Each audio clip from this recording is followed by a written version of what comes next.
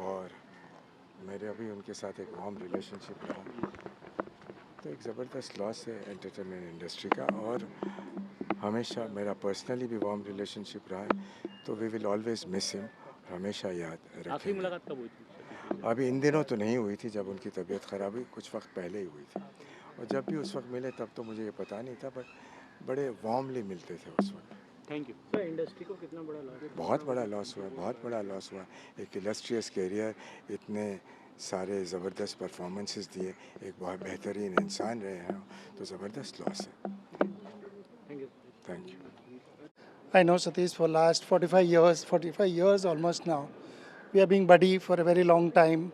We have been grown up together. He is like my elder brother. Like we have been spent time together in all thick and skin. I traveled at the last when he was operated. I was with him in Calcutta when he underwent his kidney operation, transplant. And after that, he came back. He was such a joyous person, such a brave person, and he has recovered it so fast. This was a sudden shock for all of us. And to me, it's a personal, very big loss to me. I don't know how I'm going to fill it up, but I'll be always missing him. God bless him wherever he is. आज आपने Om पूरा फर्ज Shanti. निभाया, पूरा last ride भी perform की। It was my duty to do it. It's like my elder brother, I have to do it. Thank you And that's so what I did. Thank you so very much. Thank you. Uncle की तो मतलब बहुत सारी यादें हैं। जब हम लोग फिल्मी चक्कर करते थे, बहुत छोटी छोटी बातें उन्होंने जो सिखाई थी एज एक्टिंग क्या होती है। हम लोग तो वहाँ पे पिकनिक के तौर पे जाते थे, क्योंकि स्कूल से छुट्टी है, वहाँ जाके धमाल मस्ती करते थे। बट मतलब he has been our first guru, मैं ये कह सकता हूँ एक्टिंग के लिए। जैसे कविन ने कहा, हम जब 10-11 साल के थे, हम ये शो कर रहे थे, और हमारे लिए एक धीरे धीरे 2 साल की जर्नी में जब हम शूट कर रहे थे, एक फैमिली बन गई थी, Ratna ma'am, Satish sir and हमारी।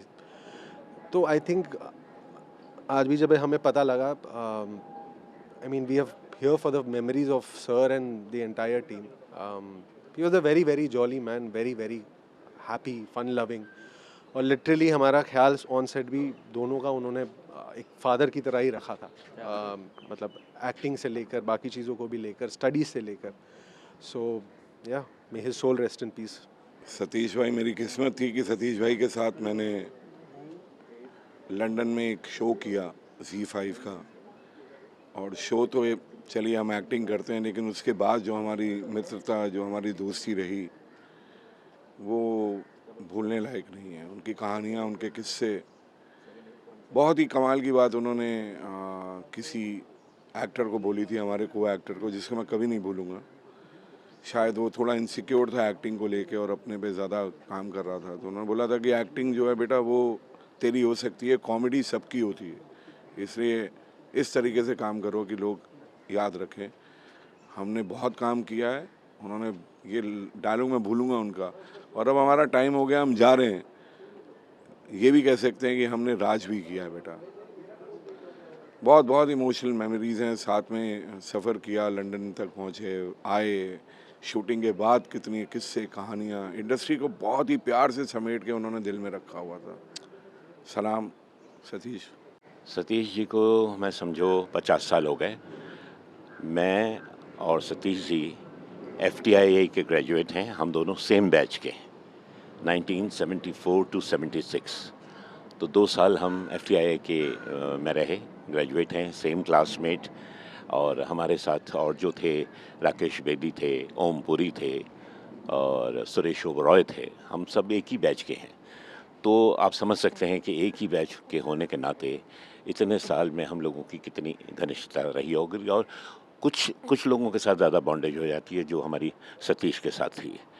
और बेहतरीन कलाकार, बेहतरीन ह्यूमन बीइंग, बहुत ही अच्छा इंसान, बड़ा दिलेर इंसान, और मतलब हर वक्त हर चीज़ को एकदम ह्यूमर में कैसे बदल देता था पता ही नहीं चलता। तो मतलब आप कितने भी डिप्रेस मूड में हों, कितने भी सैड मूड में हों, क्योंकि शुरू के दिनों से बम्बई में जब से हम लोग सब अपनी अपनी जगह बनाने में लगे हुए थे, तो वो ये सतीश का ये था कि वो मुझसे कहता था मेरा बड़ा एडवांटेज है, मैं तो भाई यहीं का हूँ रहने वाला, मेरा तो घर भी है, सब कुछ। तो हम लोग भी मजाक करते थे कि यार तुम्हारा घर है, चलो आज इस दिन ये खाने आएंगे, मटन खाने आएंगे, ये सब्जी खाने आएंगे। तब उनके मम्मी डैडी भी हुआ करते थे, तो उस ज़माने से हम जानते हैं। कैसे श्रद्धांजलि देंगे आज अपने मित्र को, क्या बोलेंगे? मैं क्या बोलूं, बस बहुत जल्दी चला गया। मैं तो इतना कहूँगा कि अभी जाना नहीं चाहिए था। उसमें अभी इतना पोटेंशियल था एज एन एक्टर कि वो बहुत कुछ कर सकता था। तो यही है अब बाकी उसका ह्यूमर, उसकी दिलेरी, उसका जो एक खुला दिल था वो हमेशा याद रहेगा। बस इतना ही कहना चाहूँगा, भगवान उसकी आत्मा को शांति दे।